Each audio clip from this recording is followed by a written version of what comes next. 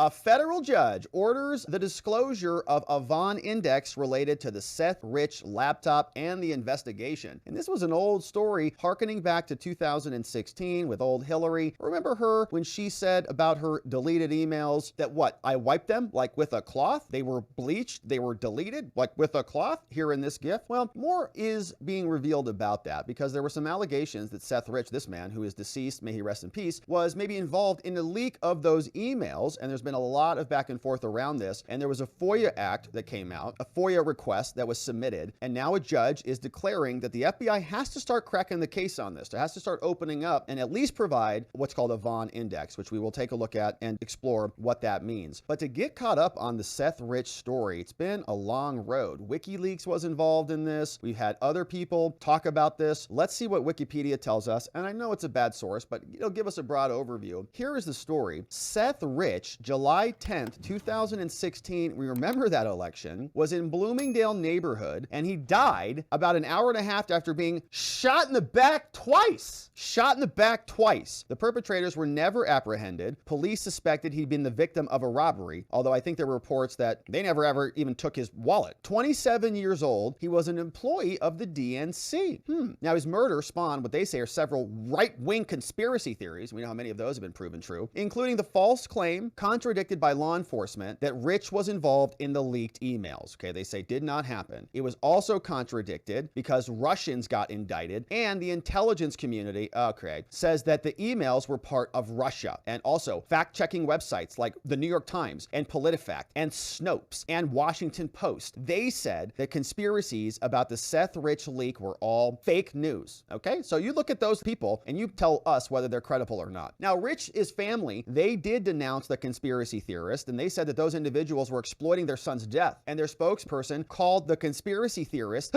disgusting sociopaths. All right, and so they got retractions from Fox News and other things, and so Fox News actually settled with them in a 7-figure settlement, and I don't know what their claims were, but this is the story, right? This is what Wikipedia tells us, that Rich grew up in Omaha, Nebraska, was working in a lot of different applications, eventually was shot about a block from the Bloomingdale neighborhood, left a bar. He was a regular customer there. Police were alerted to the gunfire 4:20 in the morning. They had a gunfire locator. He was found multiple gunshot wounds, died an hour and a half later. That he was not shot in the head is seen as evidence against the shooting having been an assassination, right? They didn't shoot him in the head. Okay. According to the police, he died from 2 shots to the back, may have been killed in an attempted robbery. The residents noted that it had been plagued by robberies. Mother noted that there had been a struggle. His hands were bruised, knees were bruised, face was bruised, but they didn't finish robbing him. They never took anything. They just took his life. Police told the family they'd found surveillance recording showing a glimpse of the legs of the 2 people who could be the killers. And so apparently never found these guys. And in the aftermath of this thing, Rich's parents and his girlfriend appeared on Crime Watch, and they were dedicating some things to his memory. In March 2017, there was a GoFundMe, $200,000 for a private investigation. The Rich family was approached by this person, Trump advisor to Steve Bannon, who recommended some other investigations, but didn't see anything. The Metro Police also posted 25 grand. WikiLeaks announced a $20,000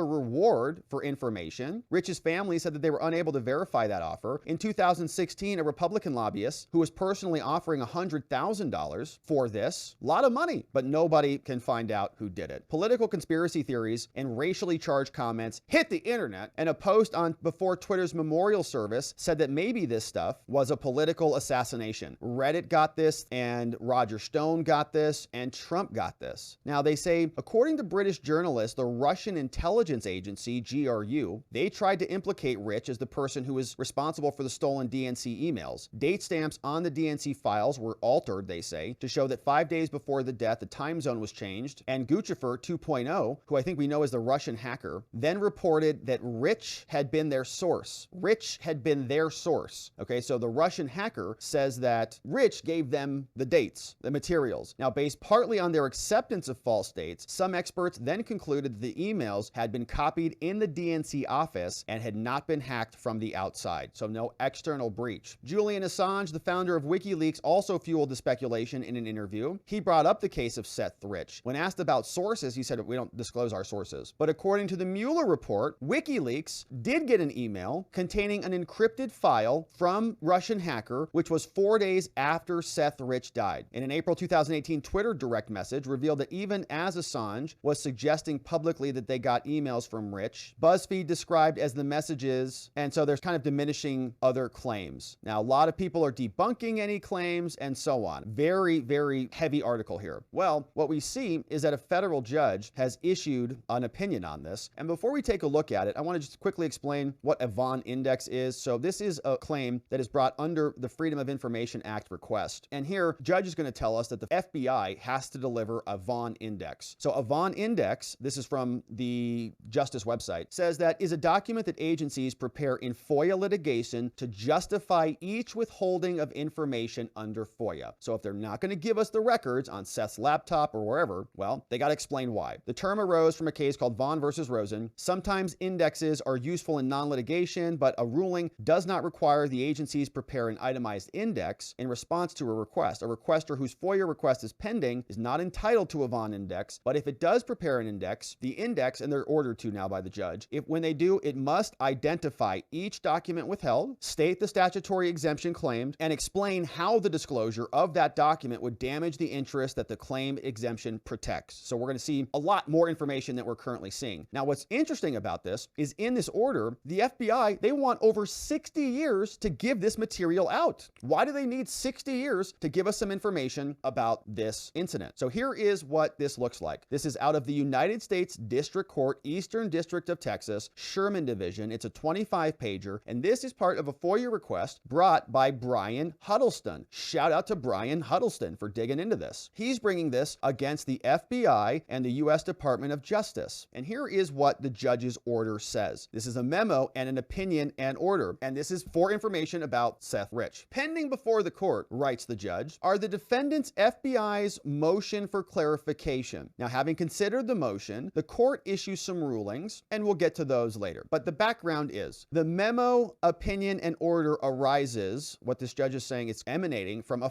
FOIA request. Brian Huddleston versus the FBI and the DOJ. He says, we're not going to spend a lot of time belaboring the background here. We've already discussed it. But on September 29th, the court entered the prior order, this is 2022, requiring the FBI and the DOJ to produce information it possesses related to the laptop from Seth Rich and responsive to their requests. Now, the judge issued a prior order, but the prior order did not specify whether they must produce the information it possesses related to the laptop, the work laptop, or the personal laptop. So we don't know. FBI's like, well, we don't know what to do. What information are you talking about? We're the dumb FBI. Can you please clarify? However, all analysis in the prior order discussed Seth Rich's personal laptop as opposed to the work laptop. So you should have known. Additionally, the prior order did not address whether exemptions 7D and 7E apply to the personal laptop. So then the FBI, because they don't want to disclose anything, they said, we need a clarification. You know, it's like when your mom tells you to do a chore and you're like, but I don't know where to put it. It's like, you know where to put that thing. Okay. Put it back in the cabinet. You know where it came from. What cabinet? Your mom's like, okay, that's it. You're grounded. Not that I have any experience with that, but you get the point. Well, we don't know what to do. How do I start this task? On October 27th, the FBI filed a motion for clarification. The motion requests for the court to reconsider whether the exemptions apply, meaning we don't have to disclose things. We don't want to disclose the personal laptop under Section 7D or 7E. Huddleston, on that prior point about whether they can keep stuff precluded, Huddleston, the person who's seeking this info, has expressed concerns. He says, you know, the FBI may have had physical custody over Seth Rich's personal laptop at one point, and then they played hot potato. They gave the laptop back to the local police. We don't have possession of it. We can't give any records because we don't have custody. However, the unredacted version of the FD 302, which the FBI submitted for ex parte in-camera review, demonstrates that Huddleston's concern is unfounded. Okay, so this is the judge pointing this out. The judge is saying, FBI told me ex parte, like in a separate filing, that Huddleston, you didn't see. I looked at their files in camera in my court chambers off the record. They don't have the personal laptop. Now, Huddleston also claims that the FBI has made inconsistent statements as to whether it reviewed the information contained on the compact disc. The FBI has clarified this issue by revealing that the FBI can typically identify the types and the approximate volume of files on the compact disc without extracting the data. So the next thing will be, FBI, I don't have it, or if we have it, we didn't look at it, right? Or we looked at only like the metadata. So we can't give you stuff that we didn't look at or that we don't have. The FBI tried to evaluate an approximate page count for the court, but it has not extracted or processed the data on the CD. So we don't know. Now, the FBI, they say, does not actually have Seth Rich's personal laptop. This is the judge, but Rather, it has a CD containing images of Seth Rich's personal laptop. So you can make like an ISO file of a hard drive and just upload that, burn that to a CD disk, or maybe it's a DVD. Further, the FBI has not extracted the information contained on the CD. Now, on November 2022, 1 year ago, Huddleston filed his response. On December 12th, the FBI filed its reply, and then Huddleston files his reply. FBI says, I can't give you anything that we don't have. He says, well, you have it. They said, no, we don't. So on November 14th, a year ago, Huddleston filed a motion for clarification. He said, we got questions about the work laptop because the prior order did not expressly address the work laptop. Then the FBI filed its response. Then, in its response to Huddleston, then the FBI noted,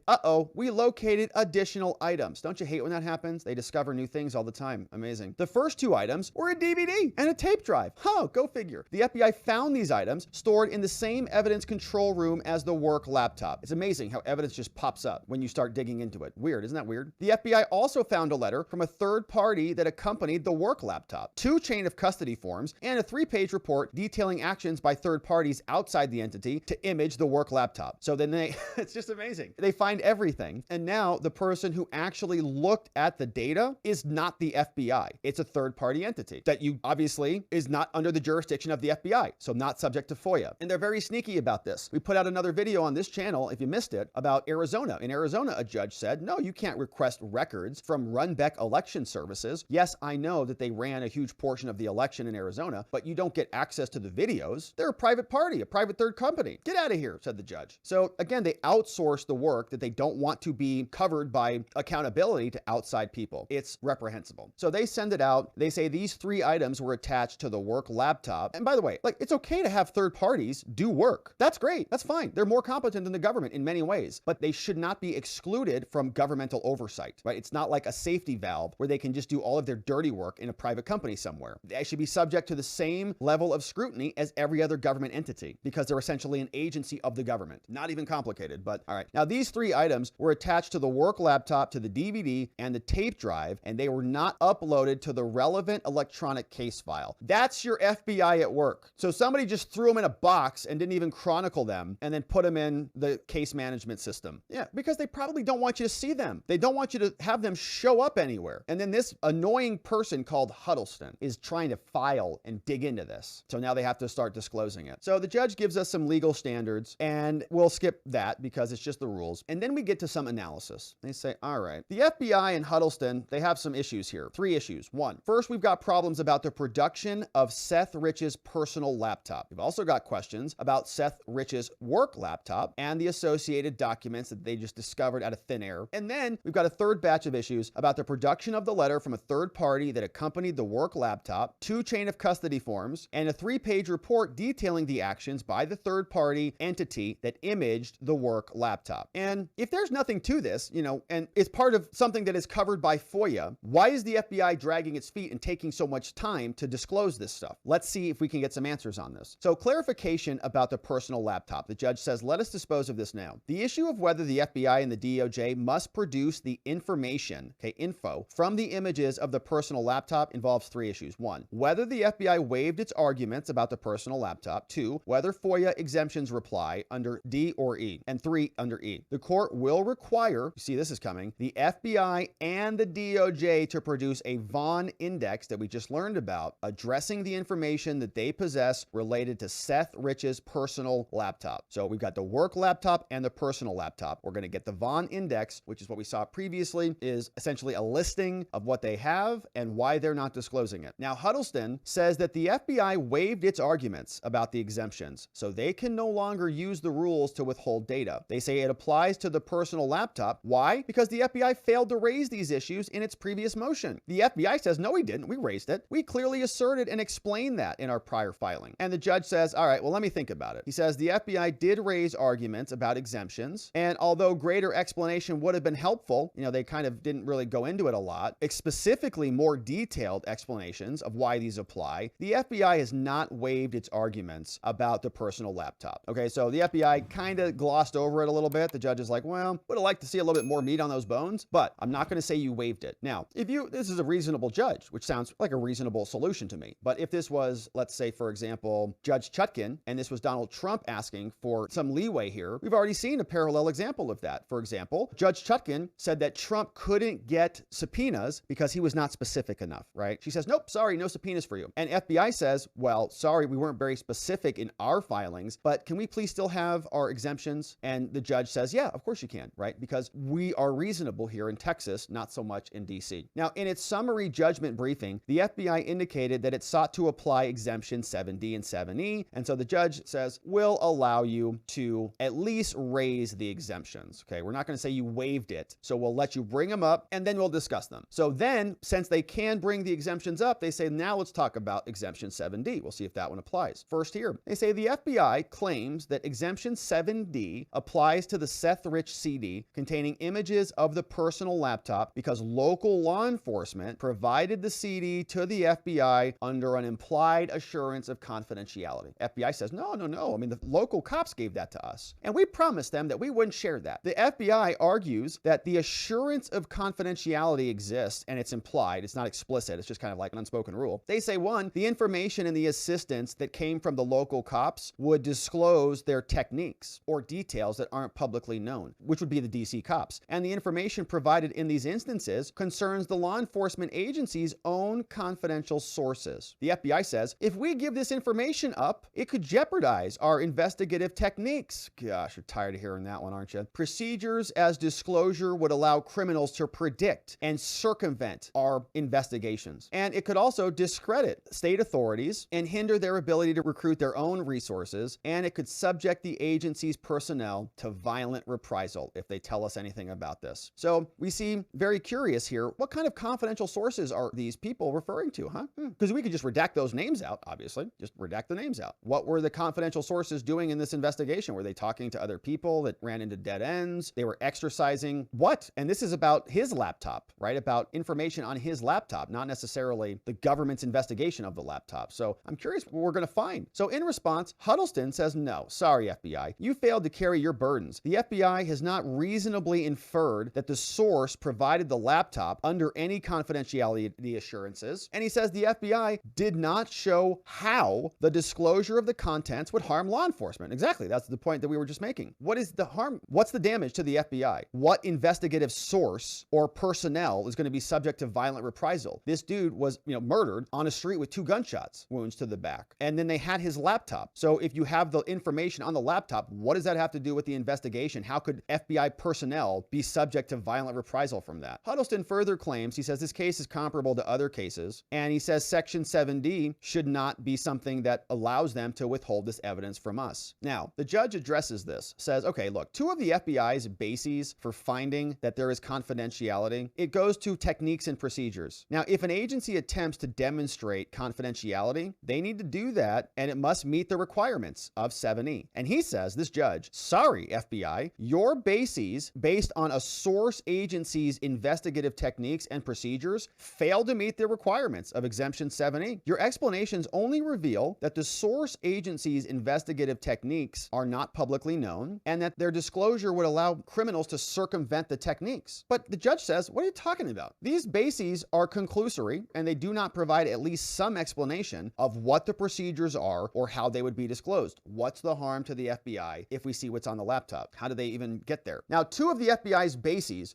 for finding that an implied assurance of confidentiality exists deal with the source agency's confidential sources. We've got confidential sources. Again, who are these people? And the source's ability to recruit confidential sources in the future. This is a murder case with some leftover property. These bases suggest that the FBI should be able to treat its sources as confidential because its source's source was confidential. But the FBI, again, provides no explanation for why the ultimate source is confidential. So it says an agency may not justify its exemption by claiming that its source's source was confidential without any other explanation. To show an implied assurance, we have to show that it was actually something that exists. Like you have to show us this implied assurance of confidentiality existed between you and the source and between the source and the source's source. Therefore, this basis is insufficient. And then the final basis, the one I'm most interested in, is this so-called threat of retaliation to the agents of the FBI's source. So we've got a source, and a FBI agent. Now, the final basis for the exemption is that we might face violent reprisal for sharing information about a laptop. Got it? But the FBI provides no explanation as to how the disclosure of the CD containing images of the laptop could ever lead to violent reprisal. For a threat of retaliation retaliation to be a valid basis for non-disclosure, you got to give us more than that. But the FBI does not describe any circumstances connected to the disclosure of the personal laptop or suggest the threat of retaliation to its employees. And so there is no basis for this violent reprisal nonsense. Now, we get some more heavy lifting here, and the FBI says that they justify the withholding of their records to protect its sources and methods. But Huddleston says no. To satisfy the requirements, you've got to do much more. And here, the FBI is justifying the withholding of the files. Their explanation neither provides an explanation of what procedures are involved, nor how they would be disclosed. So their explanation from the FBI is vague. It conveys minimal concrete information. The court has no idea what procedures would be at stake. And so the court is not persuaded that the disclosure of this material could risk circumvention of the law. So the court, again, great finding, finds that the FBI did not properly withhold